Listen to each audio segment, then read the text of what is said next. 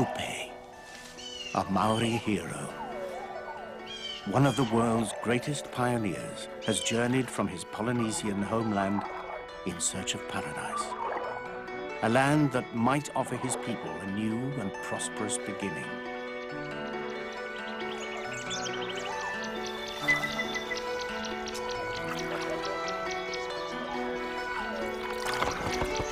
Kupe and his wife are the first humans to discover New Zealand. This is the final frontier, the last habitable landmass on Earth to be discovered by people.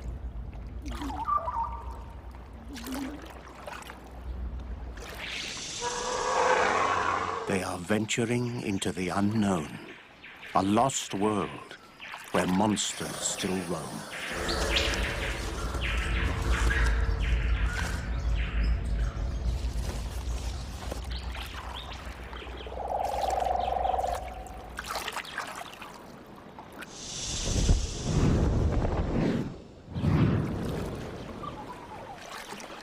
A world of bizarre creatures, ruled by the deadliest aerial predator since the time of the dinosaurs.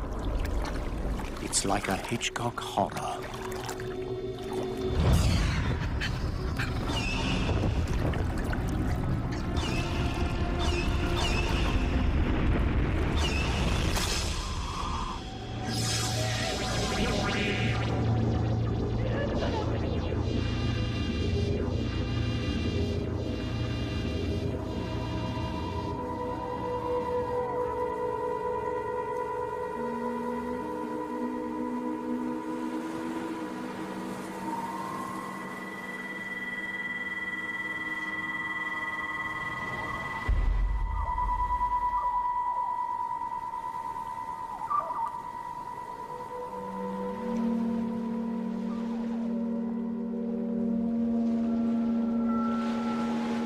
Aboard great canoes, a new wave of Polynesian pioneers has voyaged the open oceans to colonize New Zealand.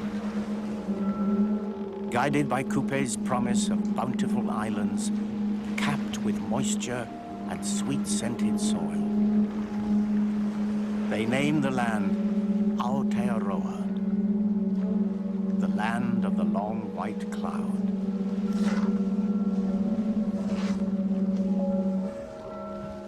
These intrepid explorers will come to be known as the Maori.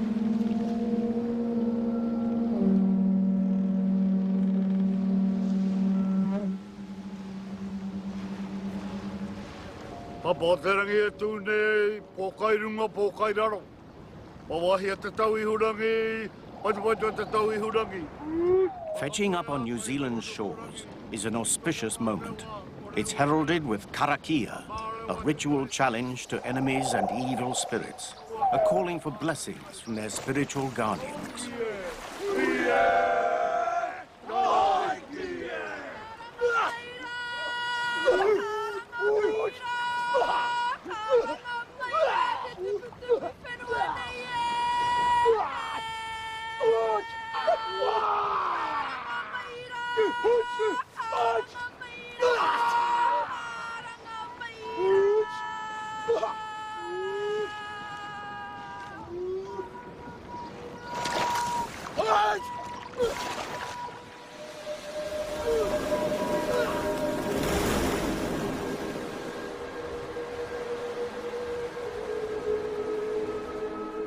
$80 million years ago, the time Australia and Antarctica were joined, a small fragment broke off this supercontinent and slowly headed into the South Pacific.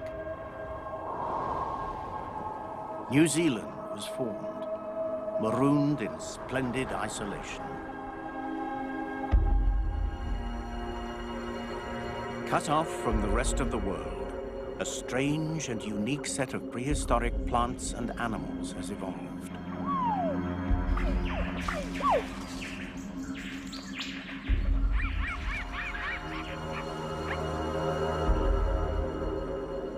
While medieval Europe is laying its foundations, the Polynesians are discovering a biological wonderland on the other side of the world.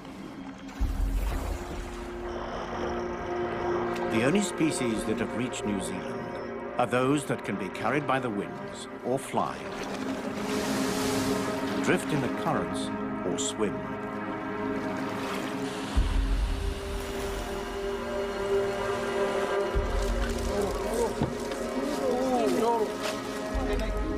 Their dreams of discovering Kupe's paradise appear to have come true. Yet, now they are here, these Polynesians have ambitious plans of reshaping the islands to their own design. They have a proud history of creating dazzling civilizations built on their command of agriculture and gardening.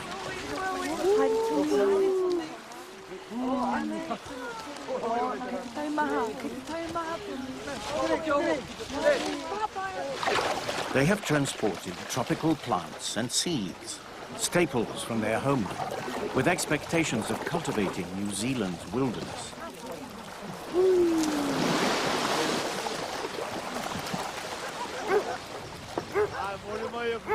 Dogs arrive, and the kiore, a Pacific rat species. Both are a dependable supply of meat for the Maori. In Maori culture, the kiore is their respected and highly sacred possession. Other than a few bats, the Maori and their domesticated animals are the first land mammals to set foot in New Zealand.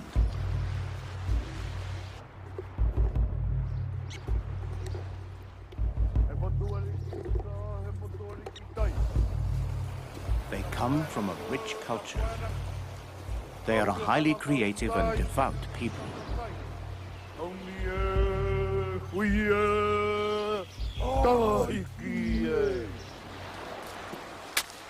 They plant the sacred Maudi stone that holds the mana or life force of their homeland. It's a potent symbol they believe will protect them from evil spirits. Like planting a national flag, it represents the Maori's claim to New Zealand.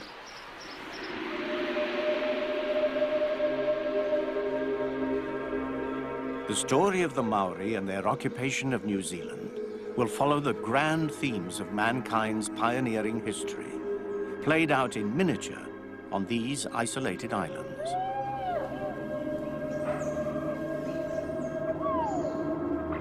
It's a story that gives insight into human nature. It's a story that represents us all.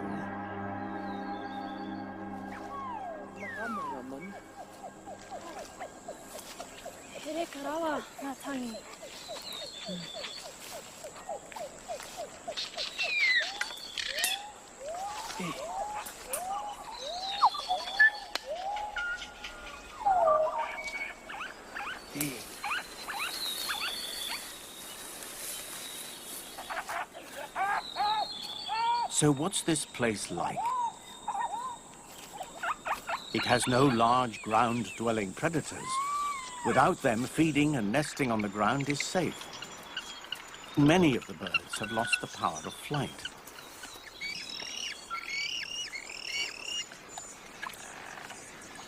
In this strange world, birds dominate.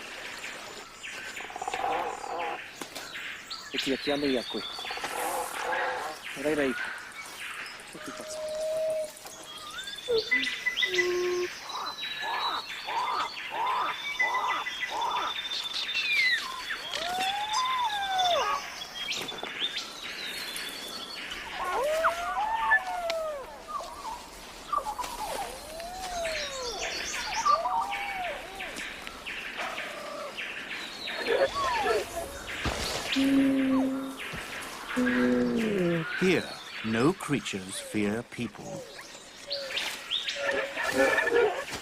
In their extreme isolation, they have never encountered a two-legged animal that poses a threat.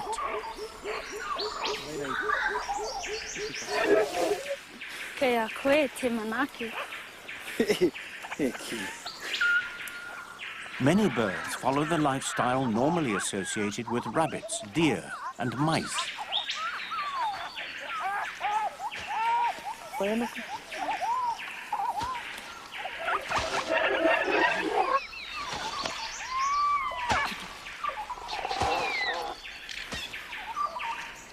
There are giants here, too. 11 species of moa patrol the island.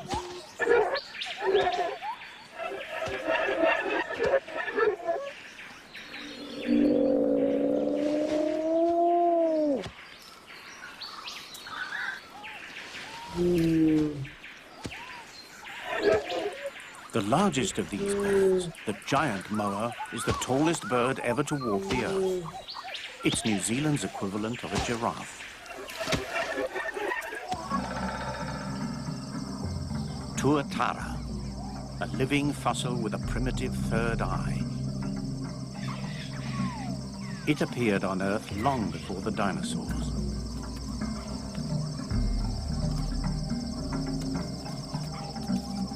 The giant wetter's ancestry travels even further back in time, at least 200 million years. Their striking appearance and nocturnal habits lead the Maori to name them devils of the night. When tuataras hunt weters, they engage in a primordial battle witnessed by the dinosaurs.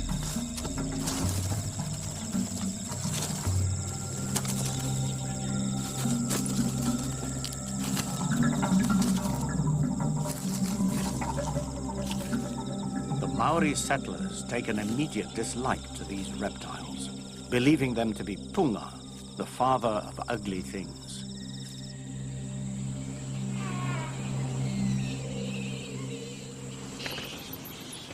The short-tailed bat is a zoological oddity.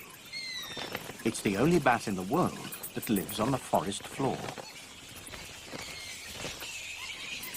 Millions of years ago, against fantastic odds, they were blown here and are now castaways. They rarely use the wings that carried their ancestors here.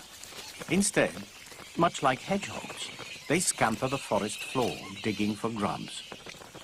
The Maori are to become highly superstitious of bats, believing them to be harbingers of doom, foretellers of death or disaster.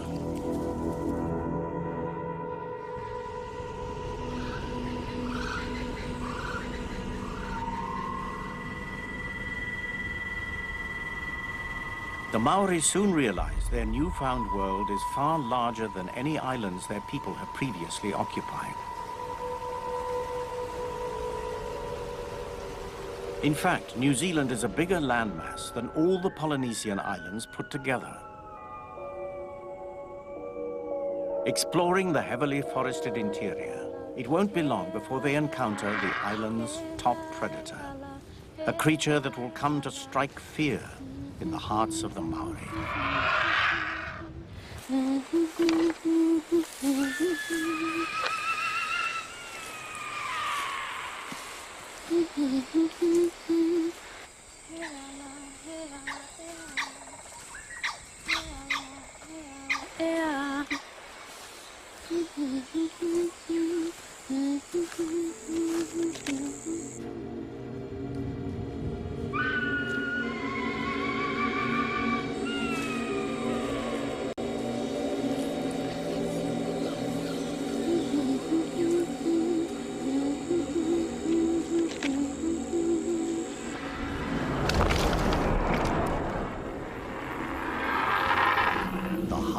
Eagle, the largest and most deadly aerial predator the world has ever seen. It has a 3-meter wingspan, talons the size of tiger's claws that will crush the neck of a giant moa, a bird 20 times its weight. This is a specialist at crippling two-legged prey. When it first sets eyes on humans, this pre-adapted man-killer sees fair game.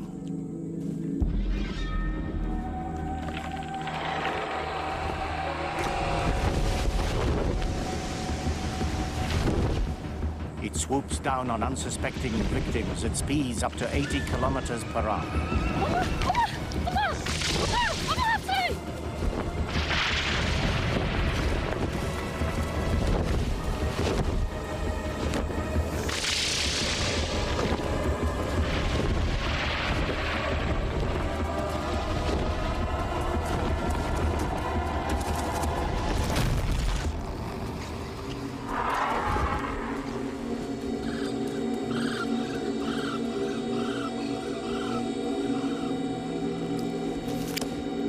This monstrous raptor remains by its kill for days.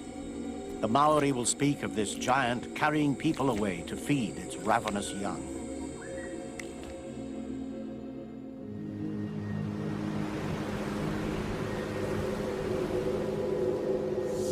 The Haast eagle is so terrifying that it will become a sacred totem of kite design.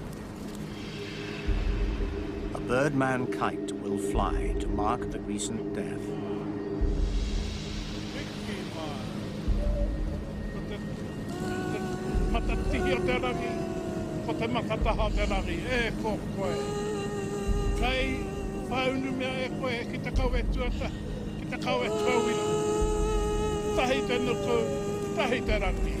Ko te kawa I hea, ko te kawa taumata rahi, ko te kaumata taumata raha, te kawa I te rangi e. Piki te e koe, tō matua I te rangi, tō hatu ai. Ki tatupuna, kia rehu e te rangi e.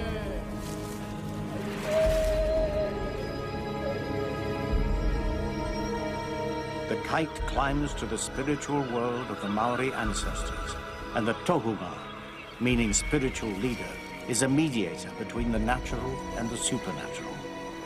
He sends his spirit with the kite to commune with the gods.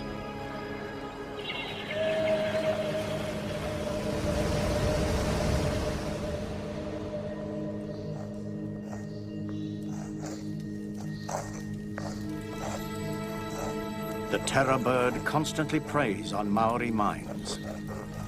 So great is their fear, the monster's likeness appears on sacred stones. They dread its chilling cry and name it Hokeoi, Hokeoi, Hu, believing its call to be a portent of death and war.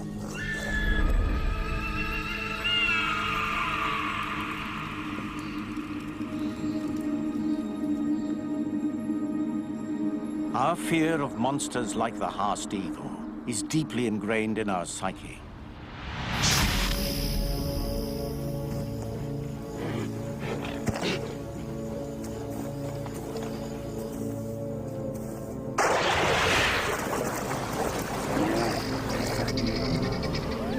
It originates from the time our vulnerable ancestors were at the mercy of deadly predators. In Africa, the birthplace of humanity, we acquired the basic instinct of fear.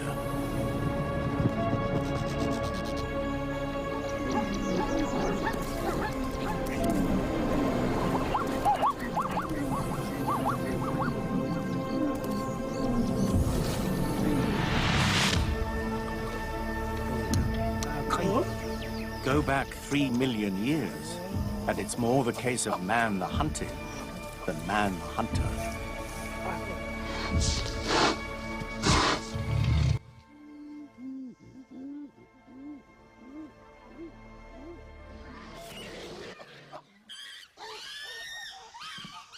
This is the time of Australopithecus, the time early humans face monsters every day of their life.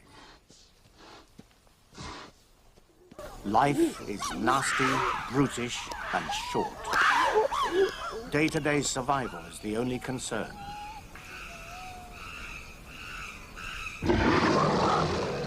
As a consequence, the brain has evolved only to deal with the present in a world where the future is a distant possibility. At some point, the tables begin to turn. This fragile creature gains the skills to make tools and weapons. The balance of power slowly tips in favor of the human species. Man the hunted becomes man the hunter. Africa is an unforgiving training ground. Over the millennia, the animals learned to fear people.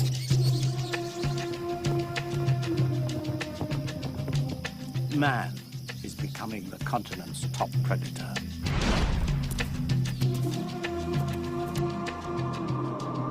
A 100,000 BC. Fully modern humans are ready to leave their African cradle and start their odyssey across planet Earth. An epic journey that will span 5 continents, each one bringing a new set of challenges to survival.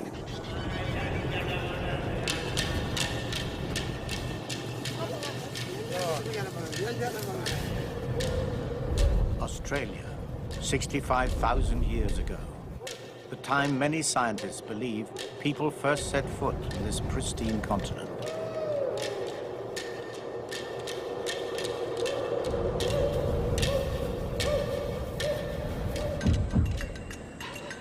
A continent filled with weird and dangerous animals.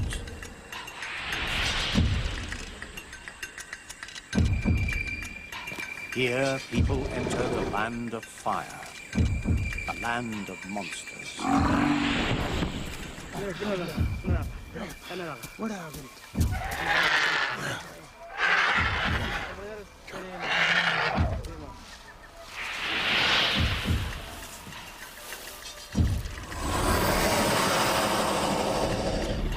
The most fearsome reptile is the megalania, a giant predatory lizard, the closest humans have ever come to meeting a dinosaur. A super predator that can detect its prey from 15 kilometers, armed with murderous bacteria-laden teeth that pierce and poison its victims to death.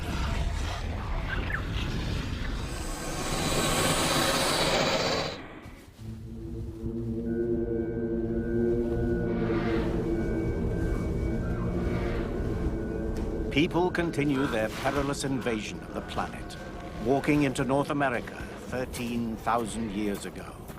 Here they encounter the land of vicious cats and huge bears.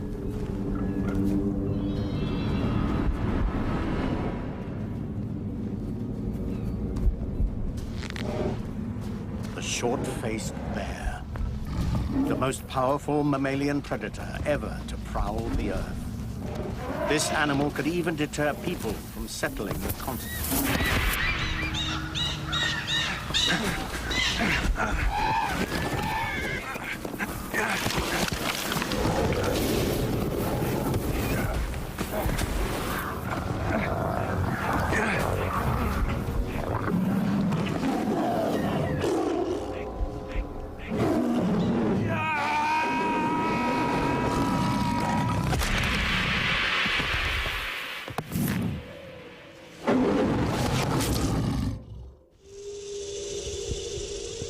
"12,000 years later, in the land of the terror bird, people once again live in fear of monsters. But they also face another overwhelming challenge in this new world. The Maori settlers have underestimated just how different this climate is to their tropical Polynesian homeland. Winter is a new and bitter experience to people acclimatized to the warm air of the tropics.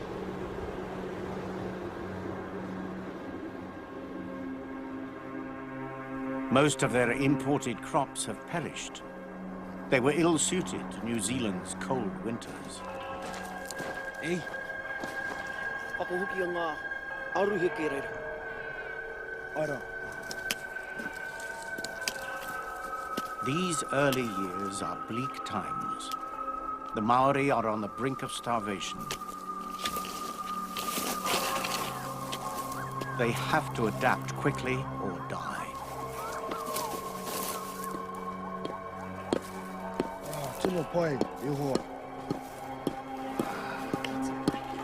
The Maori resort to eating ground fern roots, although the privileged are allowed to eat dogs and their sacred rats.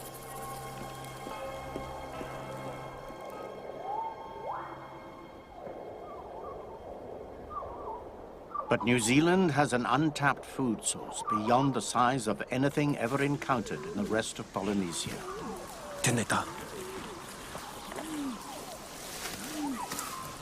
It won't take long for the Maori to discover that the land they've colonized is a land of naive animals.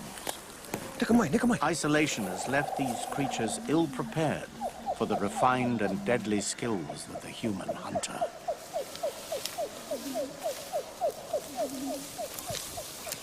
The Maori develop a taste for one particular animal, the giant moa. a monster bird that lays an egg 100 times bigger than a hen's. This great bird also yields succulent drumsticks the size of a cow's leg.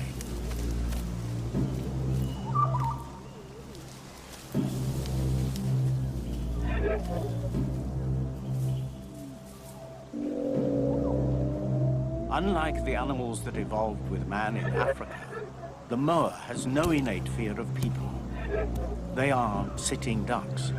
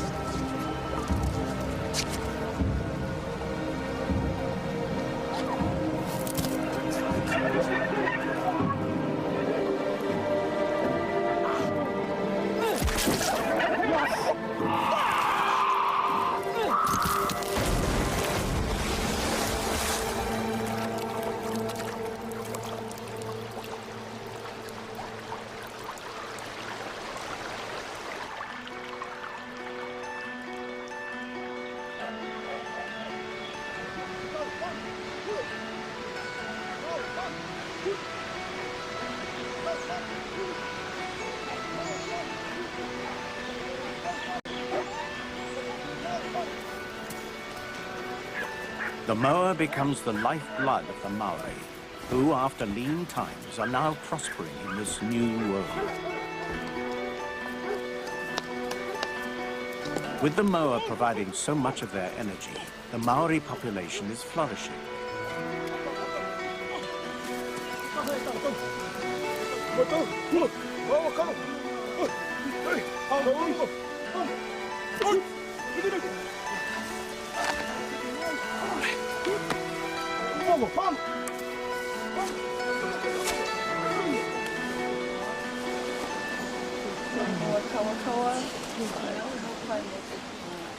Oh, hari tūne tō mai oki.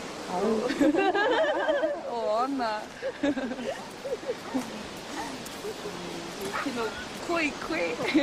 The birds are expertly prepared and cooked in underground ovens, but only the upper third of moa legs are eaten. The remainder of the carcass is dumped on giant rubbish heaps or fed to the burgeoning population of feral dogs.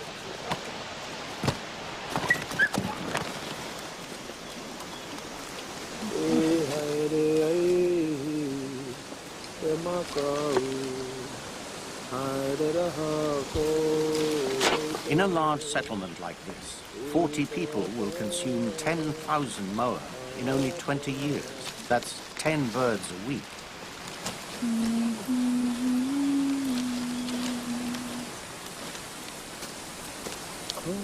Perhaps this is the Garden of Eden after all.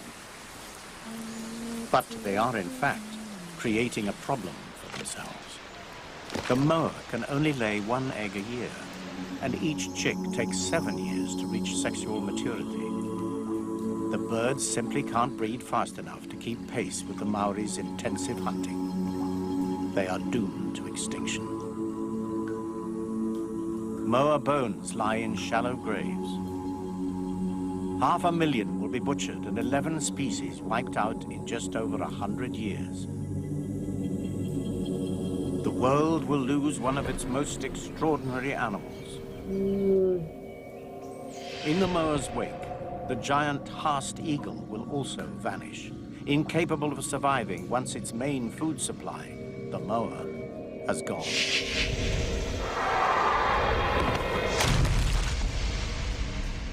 But that isn't the end of this story.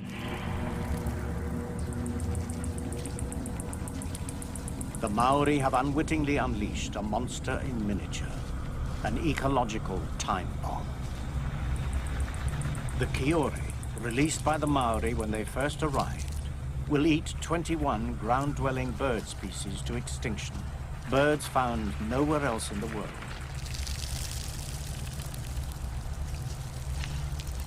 But worse is still to come.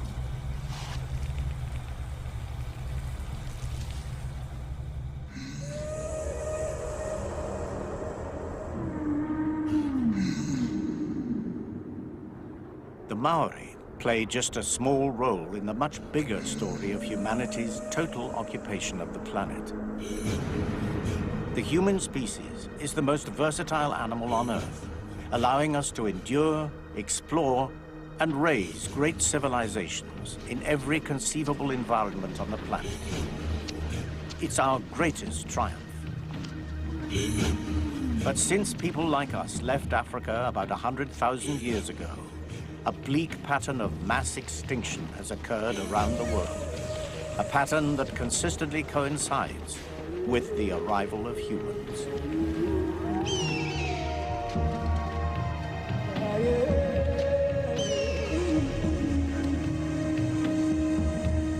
North America 13,000 years ago, a Serengeti.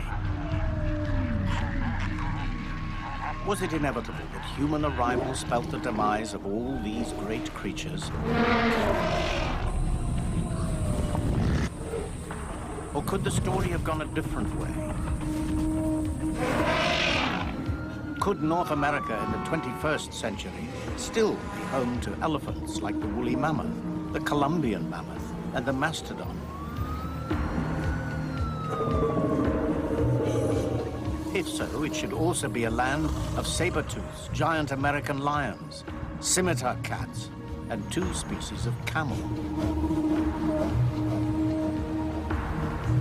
Should Florida today be home to the glyptodont, a weird armadillo-like creature the size of a VW beetle, preyed upon by the jaguar?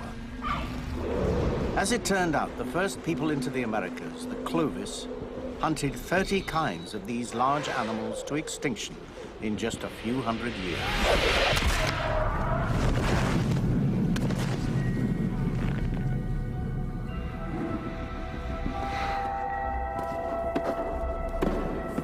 Throughout history, humans have ridden a rolling wave of extinction. In the case of North America, not so long after Columbus claimed he discovered the Americas, European hunters arrived on the scene with rapidly repeating guns, weapons far more deadly than Clovis or Maori spears.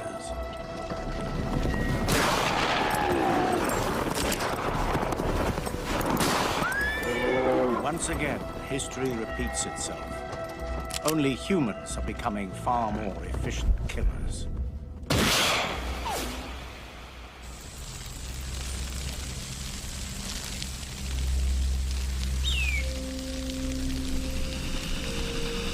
In Australia, humans were prey to reptilian monsters. To survive, we had to defend ourselves. We held fire. Fire put us in control. With it, we changed the landscape to suit our needs, and in the process, exterminated the monsters we met.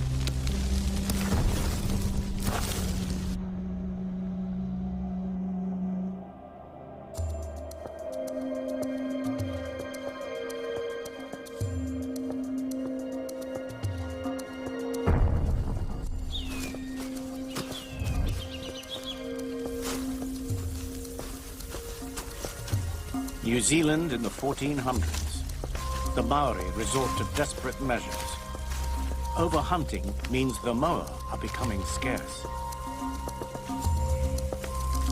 Fire is used to flush out the forest's remaining birds.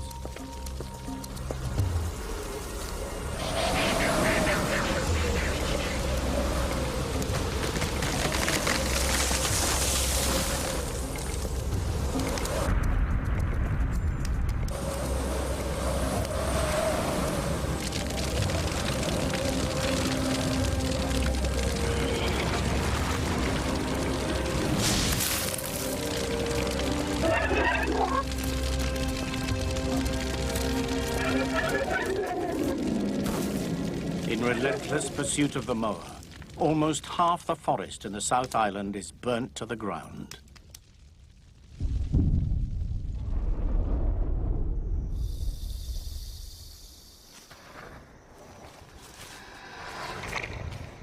By the 15th century, New Zealand's natural resources are dwindling.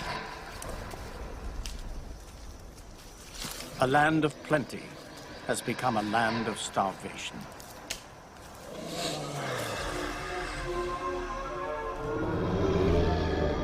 Tribes compete for depleting resources. Summertime is dedicated to the god of war.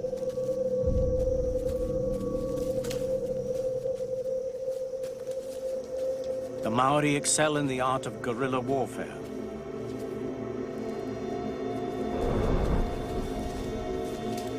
Their fighting style mimics the aggressive behavior of the fantail, the warrior bird in Maori mythology.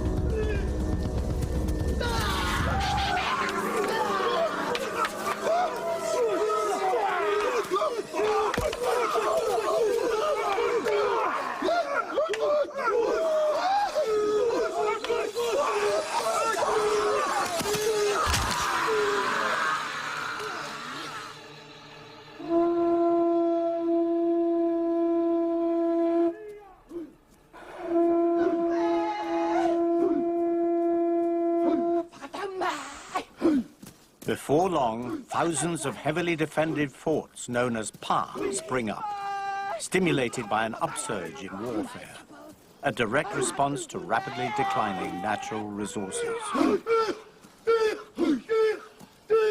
It's at this time the war dance designed to instill terror in the enemy is first performed.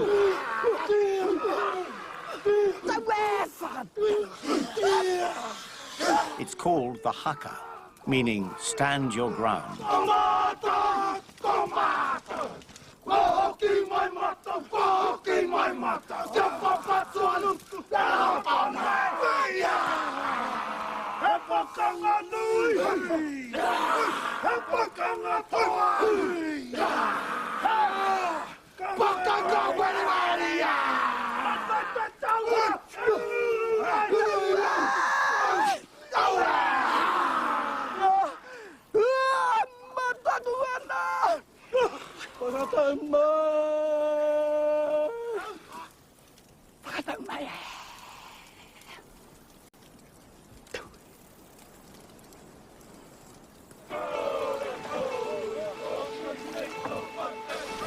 Soon, the Maori are to meet a new enemy.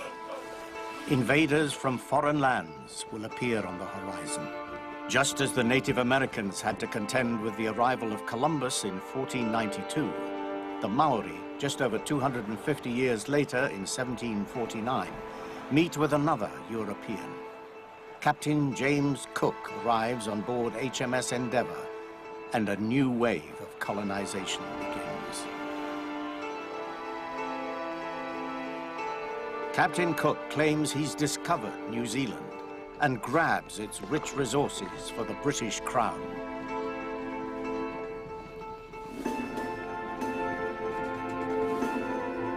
The British settlers will sweep their own lethal blade across New Zealand.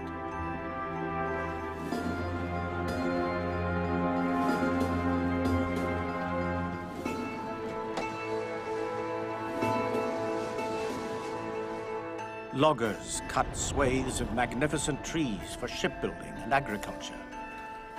With the European settlers come lethal diseases, alcohol, and guns, devastating for the Maori and the natural world of New Zealand. Like the Maori before them, the Europeans arrive with the ambition of making a home away from home, and they succeed. transforming dense forest into a green and pleasant land. As with the Maori and the Kiori, they introduce yet more destructive alien plants and animals. The place the Maori had named Land of the Long White Cloud will later be nicknamed Land of the Wrong White Crowd. In the 21st century, 60 million European sheep munch New Zealand's imported landscape.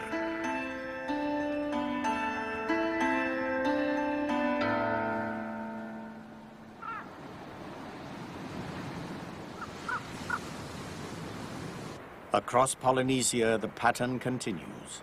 Alien species invade and devastate every island they colonize. Hawaii, deceptively beautiful. Yet over half the island's exotic plants are imported and have snuffed out the rare and exquisite plants that once lived here. 60% of Hawaii's birds have vanished, succumbing to the ravenous appetites of European rats.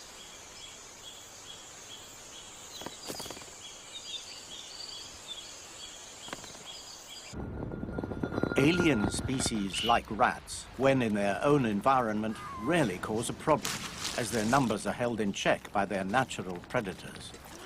But let loose in foreign lands, free from their predators, they can quickly reach plague proportions.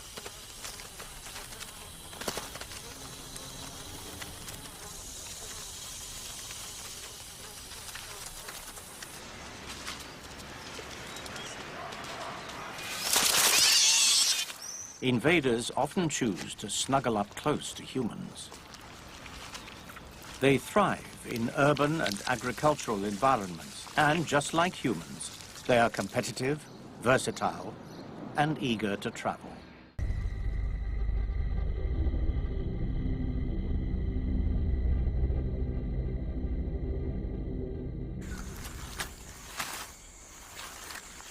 The Sumatran rhino is officially classified the living dead, a prehistoric animal with no future. Habitat destruction and overhunting means extinction is a certainty. Its population has plummeted to such critically low levels, it can never recover. What you see might as well be a computer-generated animation.